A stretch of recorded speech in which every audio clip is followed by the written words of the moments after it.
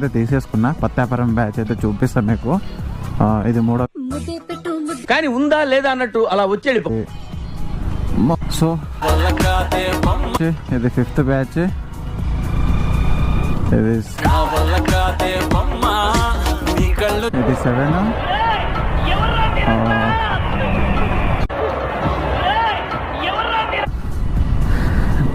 9, 10, 11 చూస్తున్నారు కదా. అండ్ ఏం కర్మరా నాయన, మొత్తం ఏంట్రా ఈ లొల్లి.